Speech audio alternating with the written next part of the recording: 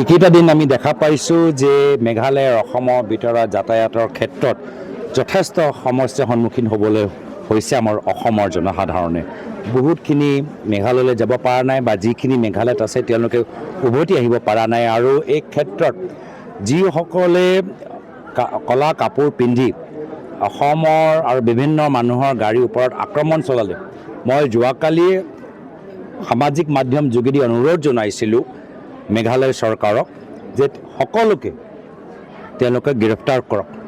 যিহেতু এই ধৰণৰ ছবি উত্তৰ পূৰ্বাঞ্চলৰ বাবে ভাল নহয়, মেঘালয়ৰ বাবে ভাল নহয় যে যুৱকখিনি কলা কাপোৰ পিন্ধি যাকে তাকে তেওঁলোকে জুলুম কৰিব পাৰে, অন্যায় অত্যাচাৰ কৰিব পাৰে।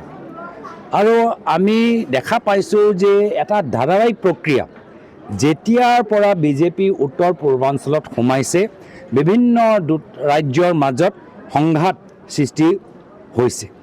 কিছুদিন আগত অসম নাগালেণ্ড, কিছুদিন আগত অসম অৰুণাচল, এতিয়া অসম মেঘালয় আৰু চাৰিওফালে NDA চৰকাৰ।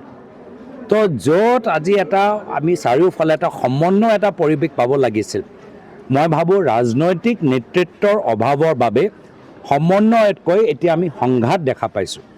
আৰু তাৰ পিছত মূল কাৰণটো হ'ল যে দিল্লীৰ পৰা যিসকলে আজি তেওঁলোকে যি ধৰণৰ নেতৃত্ব, মুখ্যমন্ত্ৰীৰ চকীৰ ওপৰত যিখিনি মানুহক বহাইছে, সকলোৱে মাত্ৰ নিজৰ স্বাৰ্থৰ লৈ তেওঁলোকে ব্যস্ত।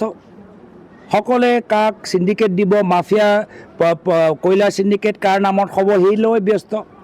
আজি উত্তৰ পূৰ্বাঞ্চলত বিভিন্ন সময়ত সংবেদনশীল এটা পৰিস্থিতি, যেতিয়াই যিকোনো সময়ত সংঘাত হ'ব পাৰে।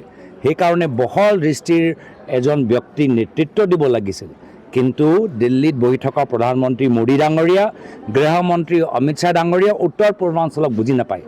সেইকাৰণে মণিপুৰত এনেকুৱা এটা সংঘাত হ'ল যে ইমান বছৰ, 3 বছৰ সম্পূৰ্ণ হ'ল, এতিয়াও তাত ৰাষ্ট্ৰপতি শাসন চলি আছে।